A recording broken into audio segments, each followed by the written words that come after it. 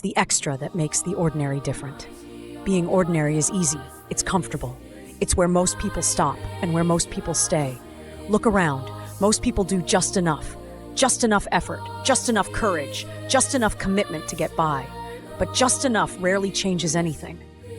Don't be satisfied with ordinary, not because ordinary is bad, but because it doesn't make much of a difference. And you weren't made to blend in. You were made to contribute, to stretch a little further, to care a little deeper, to give a little more when it would be easier not to. So here's the question: where could you add the extra? Extra patience, extra discipline, extra kindness, extra faith when things feel uncertain. Because that small extra, that's where growth happens. That's where impact is made. That's where ordinary turns into meaningful. Don't just listen to this. Choose one area today where you'll go the extra step and watch what changes. It's the extra that makes the ordinary different. Being ordinary is easy, it's comfortable. It's where most people stop and where most people stay. Look around, most people do just enough effort, just enough courage, just enough commitment to get by. But just enough rarely changes anything. Don't be satisfied with ordinary, not because ordinary is bad, but because it doesn't make much of a difference. And you weren't made to blend in. You were made to contribute, to stretch a little further, to care a little deeper, to give a little more when it would be easier not to. So here's the question: where could you add the extra?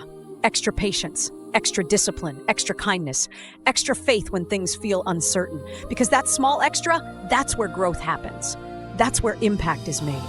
That's where ordinary turns into meaningful. Don't just listen to this. Choose one area today where you'll go the extra step and watch what changes. When it comes to marriage, the pressure is real, especially when more than one person seems like a good choice. You don't want just a partner, you want God's will. Meet Jasmine. She's 26. She loves God. She's serious about her purpose. And now she's torn. There's Ethan, gentle, kind, and spiritually grounded.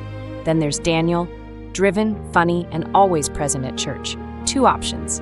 Both seem good, but she's praying for the right one. Everyone around her keeps saying, "Don't wait too long. Just pick one." But this isn't a shopping decision. This is destiny. This is purpose. This is marriage. Psalm 32:8 says, "I will instruct you and teach you in the way you should go. I will counsel you with my loving eye on you."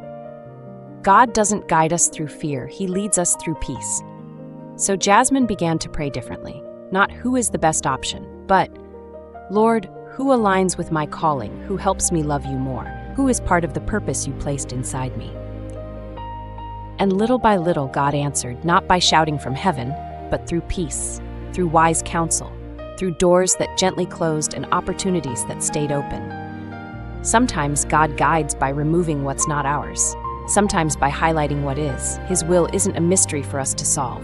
It's a relationship to walk in, one step at a time, one prayer at a time, one yes, Lord, after another. If you're in that place today, confused about who to marry, remember this: you don't have to rush. You don't have to fear missing out. When God writes your story, you won't miss who He has for you. Trust His timing, trust His peace, trust His voice. You will know. God's plan is worth the wait. Purpose over pressure. His guidance is your guarantee. When it comes to marriage, the pressure is real, especially when more than one person seems like a good choice.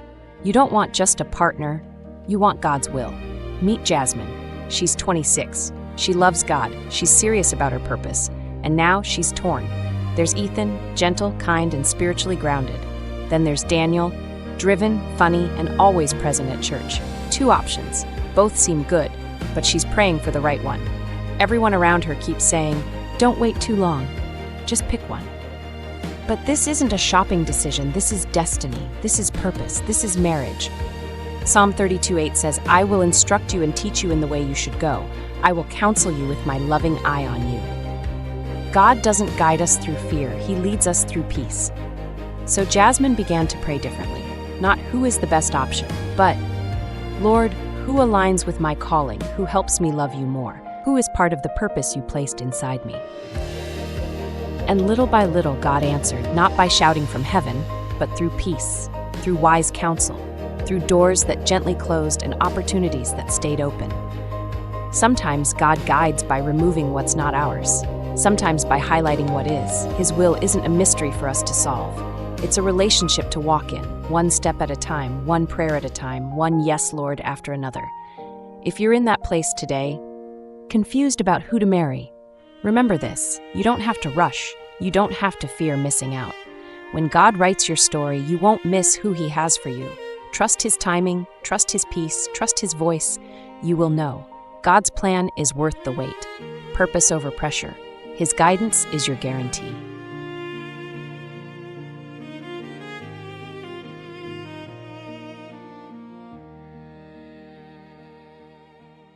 There's a gift God offers that many young adults feel drawn to, but are afraid to embrace. It's the gift of speaking and praying in tongues. In 1 Corinthians 12, verse 7-10, Paul lists the 9 gifts of the Holy Spirit, and tongues is one of them, not as something strange, but as something powerful. And in 1 Corinthians 14, verse 4, it says, "He who speaks in a tongue edifies himself." It's meant to build you up, not tear your faith apart.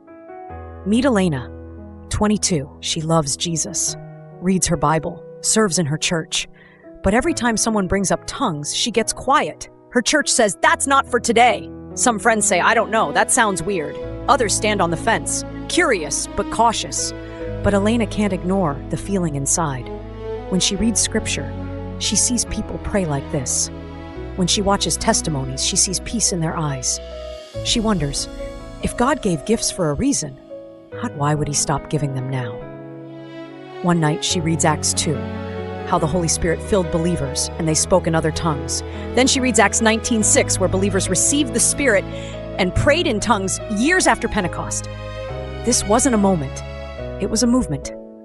Elena whispers, "Lord, if this is from you, I want everything you have for me, not what tradition approves of, but what Scripture invites me into." If you're like Elena, curious but hesitant, hear this. Speaking in tongues is not a badge of superiority. It doesn't make you a better Christian. It's simply a gift, not forced, not faked, freely received. It's prayer when you don't know what to pray.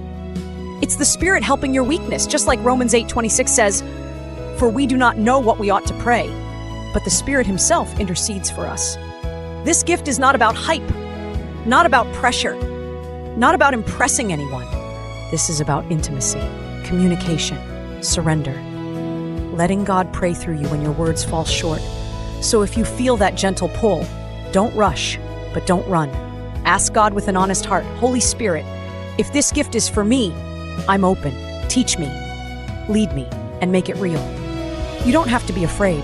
You don't have to understand everything to receive. You just have to trust the one who gives good gifts. Remember, if God offers it, it's because He knows you'll need it. You are not alone. You are not strange. You are invited, and God will meet you there. There's a verse in the Bible that hits different, especially when you're questioning who you are. Psalm 139:14 says, "I will praise you, for I am fearfully and wonderfully made. Marvelous are your works, and that my soul knows very well." But let's be honest, sometimes our soul doesn't know it very well. Sometimes it feels like everyone else has the answers, except us. Meet Jordan, 21 years old, and everyone around them seems to have life figured out. Majors declared, careers lined up, personalities that never change. Meanwhile, Jordan feels like a glitch in the system. One semester, they're convinced they'll be a nurse. Next semester, an artist. Their Instagram looks like 10 different people, and their reflection in the mirror feels like a stranger they're still trying to impress. Jordan's biggest fear isn't failure. It's not knowing who they are enough to even try. One night, scrolling endlessly, Jordan stops on a verse someone posted. Psalm 139:14. They whisper to themselves, "Fearfully and wonderfully made?" If that's true, then maybe my identity isn't something I have to build perfectly. Maybe it's something God's already placed in me, piece by piece. If you're like Jordan, if